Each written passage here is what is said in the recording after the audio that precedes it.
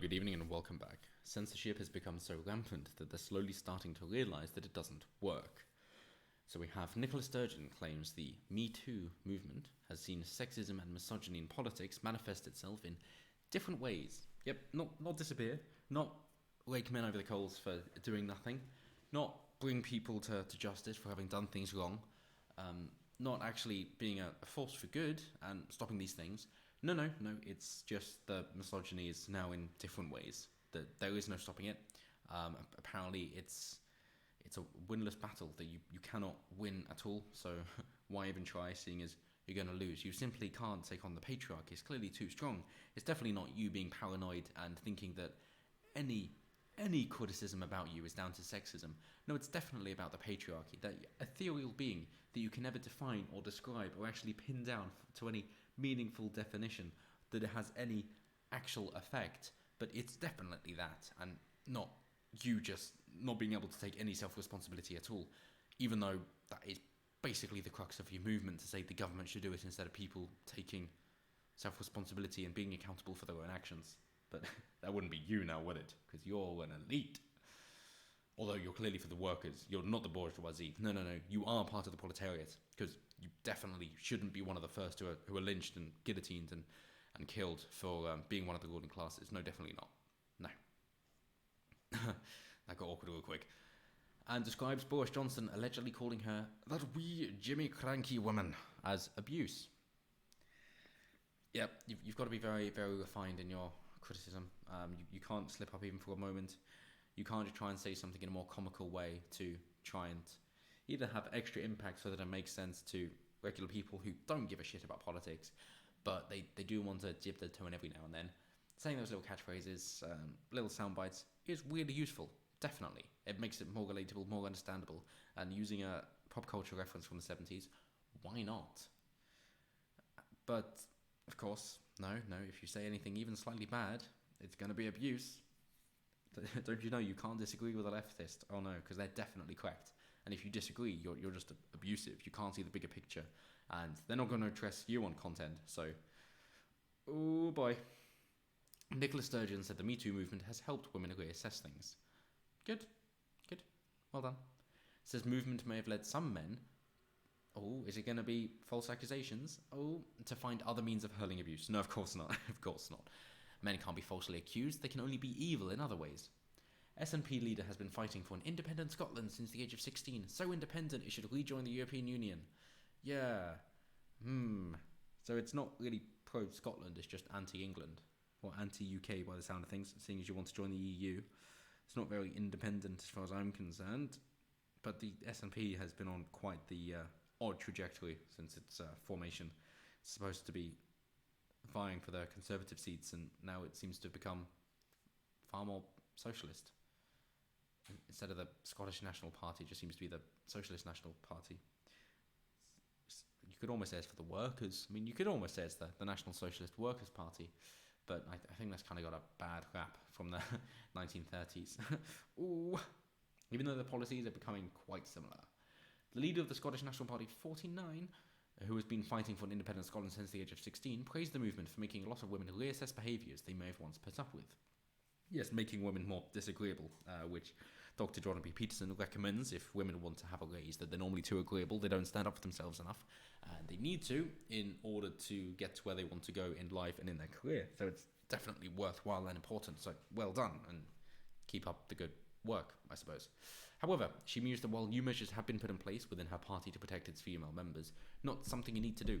If women are strong and powerful and independent and all that good stuff, you do not need to put up new protections, because these broad sweeping laws don't understand the minutiae which is important, and that is only from the person to the person.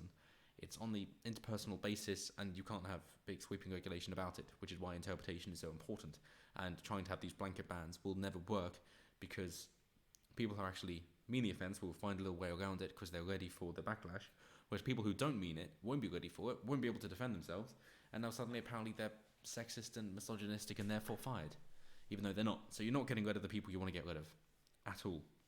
You don't know what you're doing, but that seems to just be the trademark of the left. Don't know what they're doing. Just have that as your tagline. Vote for us because we don't know what we're doing.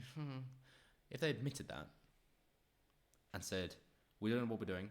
Therefore, we're not going to have a part in it. We're actually just going to leave you to get on with your own lives. They'd win, and they'd be extremely successful.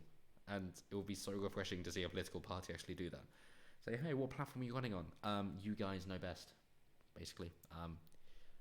It's your money. You've earned it. Do what you want. They're your relationships. We're not going to step in. You've got it all figured out, really. You were doing fine before we showed up. We don't want to get in the way.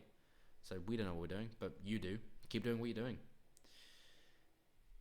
That would that'd be very straightforward. Job done. And then try and attack those people. It's like, no, government, you can't do that, because what about these people? It's like, they know what they're doing. It's like, no, they don't. These people don't know what they're doing. It's like, hang on, what are you saying? And then you can use all the bad buzzwords you wanted them.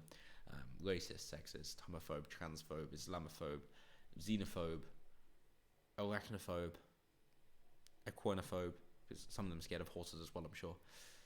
So she told the Sunday Times magazine, I sometimes wonder if, because they can't behave in these ways anymore, that then fuels some of this abuse men hurl at women.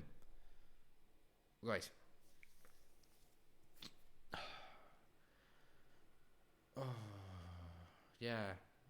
Don't let men repent. They've got to be evil in some other ways. And apparently you're the leader of Scotland. There is no hope, is there?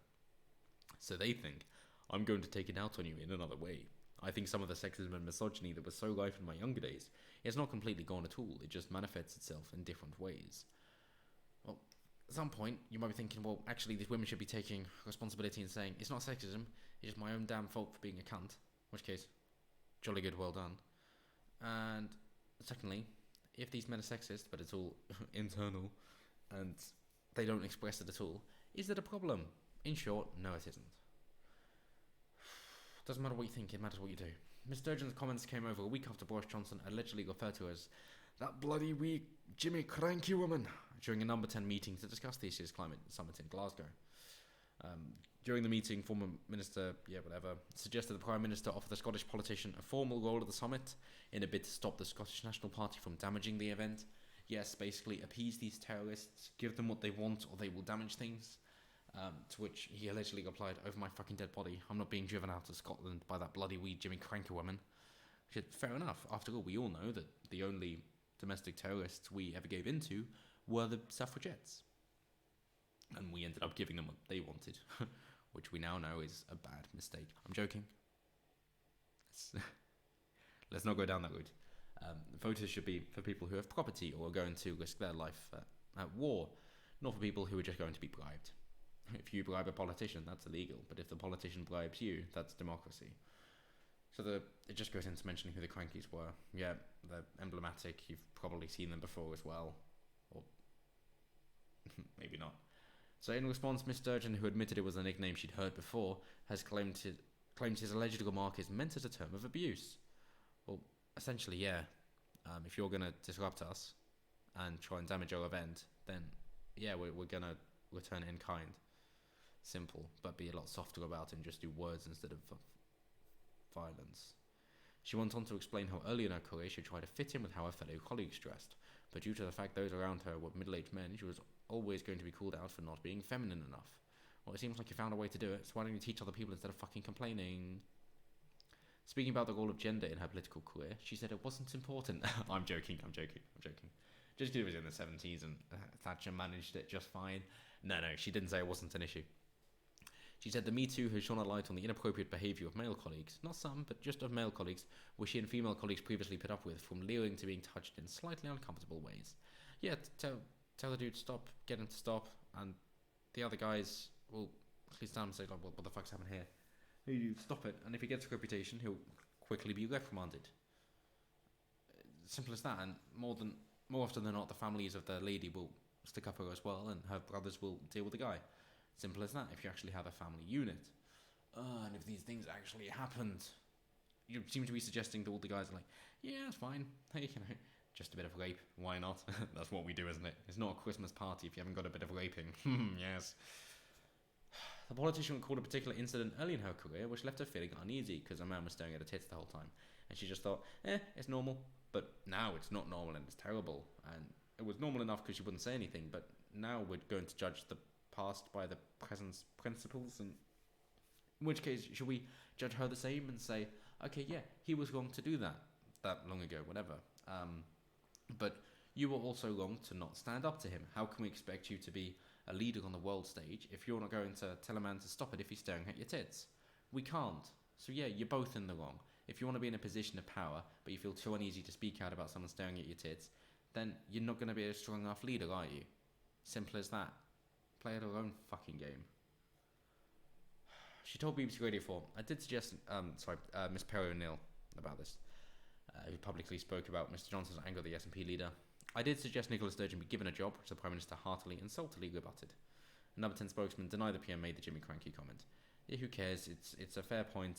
If they're going to damage it, then he's basically going to be crass about it, because why wouldn't you? At that point, you're not really thinking about being refined, but maybe a politician should. But I think Donald Trump has proven that they don't.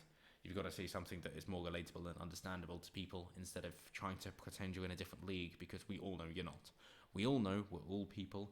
Doesn't matter your sex, your race, your creed, your ethnicity, whatever it might be.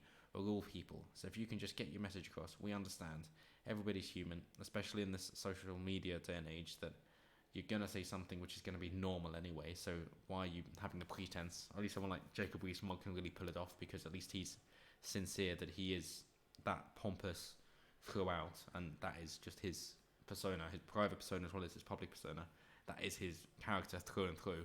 So fair enough, he's not going to slip up and say something crass. It's going to be a more refined insult, in which case fair enough. But just to everyone really, don't try and be something you're not. And as far as Sturgeon's concerned, stop trying to call everything abuse and sexism and say that men are evil when you know they're not. Obviously you were voted for in that position by men, so stop trying to say that the people who voted for you are evil as well. You're full of shit. You are not grateful at all for anything that you've been given, and you seem to be a really weak leader for not being able to take responsibility or to stand up to people who are making you feel bad for doing something that is obviously wrong. So, until next time guys, have a good one.